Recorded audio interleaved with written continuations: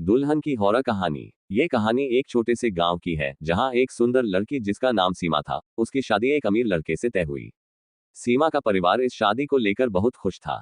शादी के दिन शादी में सभी खुशियां मनाई जा रही थी, लेकिन सीमा के मन में एक अजीब सी घबराहट थी। उसे ऐसा लग रहा था जैसे कुछ गलत होने वाला है।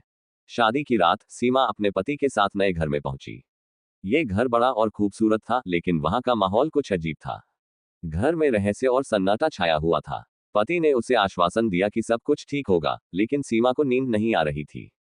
रात के लगभग 2 बजे सीमा अचानक जाग गई। उन्होंने एक अजीब सी आवाज सुनी। वह धीरे धीरे आवाज के ओर बढ़ी।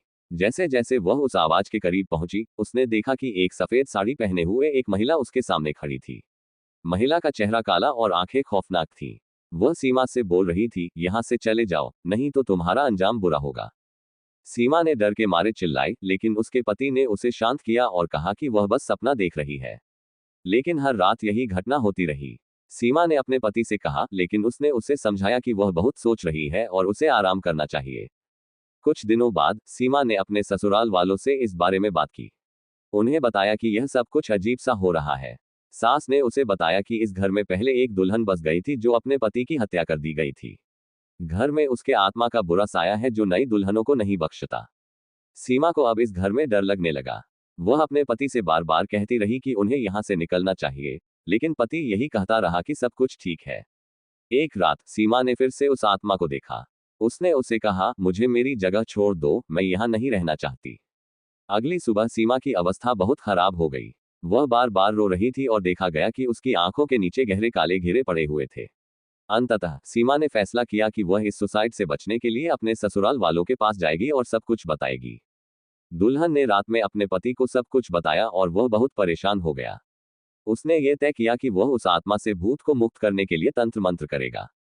उसने गांव के एक पुराने विद्या के ज्ञाता को बुलाया। विधि के दौरान जब सब कुछ किया जा रहा था, सीमा ने फिर से उस आत्मा का सामना किया। लेकिन इस बार उन्होंने साहस दिखाते हुए उससे कहा, मैं यहाँ की दुल्हन नहीं हूँ, मुझे जाने दो।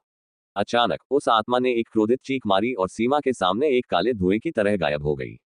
उस रात के बाद सब कुछ सामान्य हो गया। सीमा और उसका पति वापस खुश रहने लगे, लेकिन वो रात हमेशा सीमा के मन में एक डर के रूप में बस गई। अब वह सोचती है कि कभी कभी जो चीजें हमें अपने सपनों में दिखती हैं, वह वास्तविक जीवन में भी हमारे सामने आ सकती है। इस कहानी का अंत यही है कि हमेशा अपने मन की बात सुने और अपने आसपास की चीजों के प्रति जागरूक रहें। कभी कभी जो अंधेरा हमें दिखाई नहीं देता, वह हमारे लिए सबसे बड़ा खतरा होता है। अगर कहानी अच्छी लगी तो चैनल को सब्सक्राइब जरूर कर दें।